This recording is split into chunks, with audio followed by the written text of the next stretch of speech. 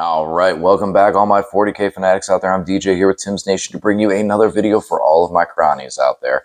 This one focusing on the Warhammer Day 2023 previews that we got to see today, focusing on the Necrons. So I'll give you some of my first glimpses on this stuff and just flash some images of what we got to see from Games Workshop on the screen. For starters, though, yeah, guys, always subscribe, please. Greatly helps us out here, and turn on the bell for notification, get notified on all the content we bring you here on the channel. And let's jump right over into that content. So first off, we got to see the new Emotech model, and I'm going to probably catch some heat for this one. Not overly impressed. It's a good looking model. Definitely it takes away from the two-dimensional imagery of the current Emotech model, but I mean, I was just kind of hoping for something more flashy. You know, he's basically the second in command, only to Zarek. And I mean, yes, we can go into the Sautek dynasty versus the Zarek dynasty and how their ideologies kind of stand, and they're kind of not really cooperating with each other. But as far as the hierarchy goes, Emotech would be the second of the most valuable or ranking of the nobles in all of the Necron dynasties. And I was just kind of hoping for something a little more flashy. Great looking model, though. Love the scarabs on the cloak. But, I mean, Gauntlet's kind of a little tiny for me. The staff is massive. But, I don't know. I was kind of hoping for something a little more flashy. I'm looking forward to seeing the actual model in person. My feelings may change once I see them. But, you know, I kind of was hoping for something a little more flashy in that regards. Maybe he'll be big. Maybe he'll be a big model, because they don't really show and just kind of see Emotech there, and like, or we just look at him and see, you know, this guy, but maybe he'll have more size to him and be like, oh wow, that's a definite difference from the Emotech of old. All right, so moving on, we did get to see the cover art for the Necron Codex. Looks really nice. Got a Overlord or a Lord on the cover. At first, I thought that was supposed to be Emotech, and then I was like, wait a minute, that's definitely way too small of a hand for that gauntlet. But good looking Codex. Can't complain. Can't complain there. And then we get into the Dynasty talk. So before I jump into the stratagem and that relic, or the enhancement that they told us, let's look into this a little bit deeper. So the Awakened Dynasty will still be around for what we currently know.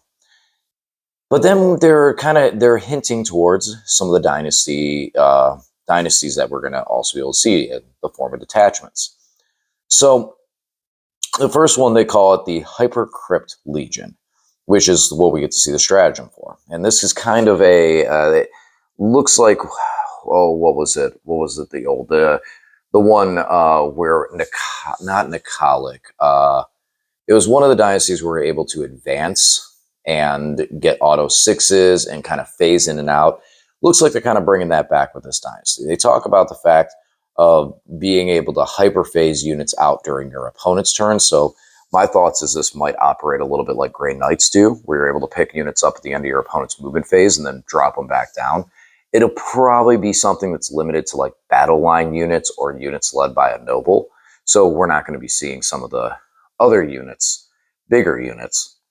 But definitely cool. And considering what Warhammer 40K is competitively right now with secondaries and tactical objectives, that could see a lot of play, and that could actually be a very good dynasty or detachment that we end up taking. It also kind of trademarks into bringing a monolith into this list, and I like the stratagem that we get to see. The only thing I don't like about the stratagem is that 2 CP. Until we see the Codex, we won't really know. Until, like, is there going to be any way to reduce that? But it just seems kind of tough for a 2 CP strat with any army in this game right now. So this stratagem that we get to see basically breaks down to in your opponent's shooting phase or fight phase, after a unit is shot or fought, you can select a Necron infantry unit. So any infantry unit, not just warriors, that lost one or more models, and pick them up and then bring them out from a monolith, wholly within 6 inches. And this monolith could be anywhere on the board. So this is really cool to be able to pull a unit away from trouble that they might be in.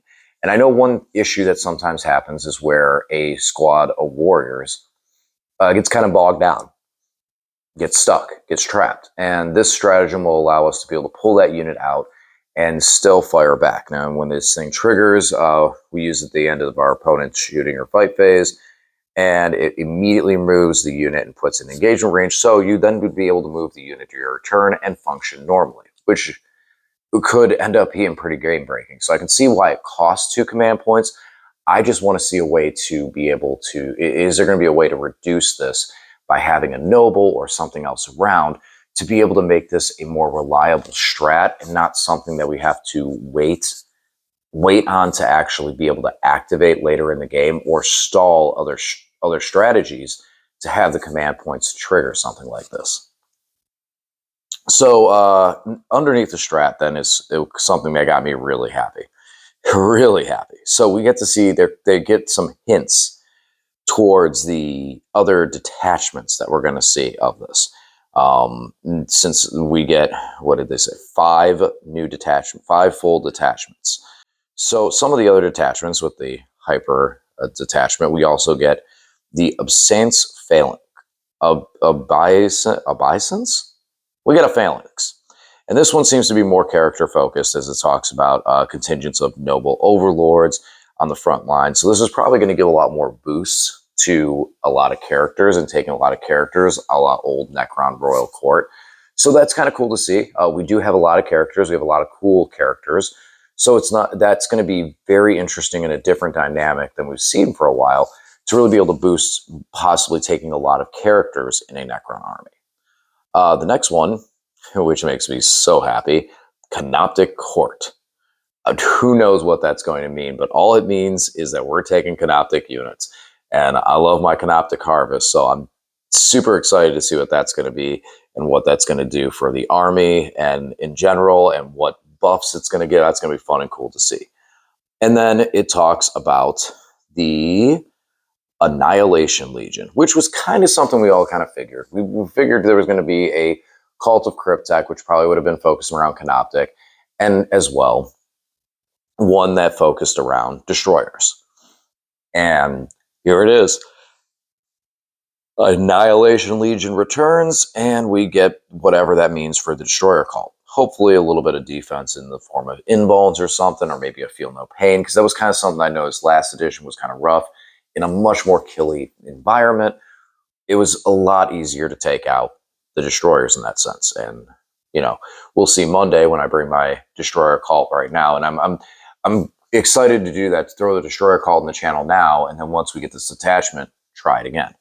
Also, we do see in here in this article that we are looking at being the 4th book release, which means Admech is going to be first. And we have 47 data sheets. Now, I saw someone else had posted earlier that currently there's 50. So that's 3 data sheets down. And I'm going to talk about that in a second and my thoughts on that. The one enhancement that we get to see is called Eternal Madness. And this is for the what appears to be for the how they word it for the Destroyer Cult Dynasty or detachment. And basically this just gives the character and the unit that he's leading a d6 roll 4 up, fight on death. Pretty cool. It's decent, it's strong. Questions are going to come about. The big question comes into it is, how much does it cost and what slot is it taken away? Because when you look at some, what other enhancements might we want to take, and where is this going to fall into the tree? It might be one that it's just like, oh, cool, this is 5 points. Well, of course I'm going to take it then. But if this is something that's going to cost like 30, 35 points, it might slip down the grapevine because of just, the sheer cost of this thing. So a couple other little things I want to note real quick on this when we draw this to an end is, first of all, like I said, we're looking to be the 4th Codex release. So Admech will be coming first. So I'm happy about that because it gives I get some time to splash some more units on the channel. with kind of some of these detachments in mind so that we can see what was going on currently and now what we're looking for in the future. That's a big one. Number two is the fact that we are down to 47 data sheets versus the current 50. So I know that raises a lot of questions on a lot of people, including myself. What does that mean we're losing? On top of that, we saw with Tyranids and Space Marines in general that new units got added to the Codex. So now here's the questions I have to ask. Are we getting new units added to our Codex? If so, then now that 47 that was like, oh, we're losing 3 data sheets, that might be us losing a couple more. And at that same time, what data sheets does that mean we lose? I mean, a lot of the units have seemed relatively supported, that it doesn't seem like it's an obvious, oh, this is going to go away, or oh, this could go away, or these units could be combined.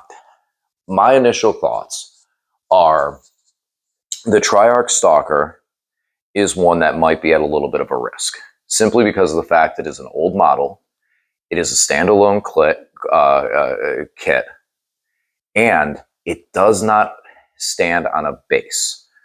Now, the Defiler still exists, and there's other models that still exist and are not on bases, but that kind of makes me think that that might be a unit that could go away, in a sense. That could possibly be one that could vanish. Not the most likely, but possibly. One that's probably more realistic is combining of data sheets.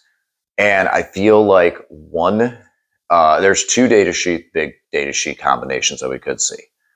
Number one is the Cryptex. Now, it seems a little weird because of Games Workshop having so many different versions of these Cryptex that if you combine them all under one data sheet, then doesn't it kind of make all the different Cryptech models kind of obsolete and not really matter as much? But at the same time, with war gear and abilities and stuff like that, it might still require you to run those things in their fashion. So it could be a possibility that we drop 3 Cryptech data sheets into one and just have a one data sheet that is Cryptech. And then from that point, you select which Cryptech you are going to use for X points, and you get those. You get whatever weapons and relics on it. Something that it would do is it would reduce the amount of data sheets down to just having one, especially if Cryptechs become more necessary to have more of them on the table, and that might be a direction we go in. So I could see Cryptechs getting combined. And speaking of combinations, another one that could possibly be combined is the Catan shards, all 3 of the major Catans. So the major Catans basically have the same stat line, and it just comes down to abilities and weapons that kind of make them different. So there is a possibility, because we did see this before, where you purchase a Catan shard and then you select which shard it is. This could mean a couple of different things. A weakening of the Catans slightly in some of their abilities and stuff. And just generalizing, making it easier for having them all on one data sheet. So that's another one that, again, it seems a little odd, but if we're getting it, if we're going from 50 to 47, and there's a possibility of them adding any data sheets, those ones seem very plausible. Now, as far as things actually getting just completely removed from the Codex, it's really hard to say, because some of the units that Games Workshop doesn't seem to like the Convergence of Dominion, just got released. So it seems very odd, but I could see the Convergence of Dominion going over into a column of just being terrain. So that could be something that could end up going away, especially with this recent index and how weak the Convergence has been. And the last thing that I could see is actually a unit to go away is some of the named characters that have not really seen play for a while. Vanguard O'Brien, Nemesis Zandrek, and I hate to say it, Trazen. And actually Orkin. These are all characters that we have not seen a kit update. They're still resin, and they're epic heroes from long, long past.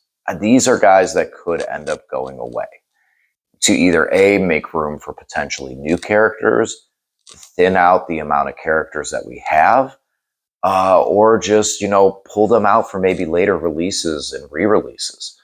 But it's tough to say. It's really tough to say right now because there's a lot of different directions they could go.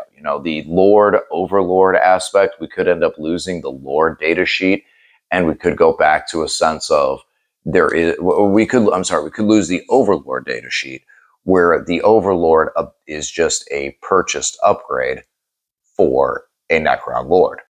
That's a possibility, and this is all just speculation right now, just some food for thought. That, again, I'm a person who loves talking 40K. So this has been stuff I've been thinking about when I first saw it. It's like, man, what data sheets could go away? And those would be my picks as far as like, right now, as we see it, what could possibly be changed, go away, or combined to free it up. Because even as they say, just going from 50 to 47 data sheets doesn't necessarily mean we're losing a lot of stuff. It could just mean that some units are getting combined or consolidated to make it a little bit easier for the amount of data sheets that we're playing with. But only time will tell. All right, guys. Thanks for listening. And look forward to seeing you guys Monday Monday night, Tuesday, and Wednesday, and next week, putting the Destroyers on the table. And I'll talk to you again soon. Thanks for listening.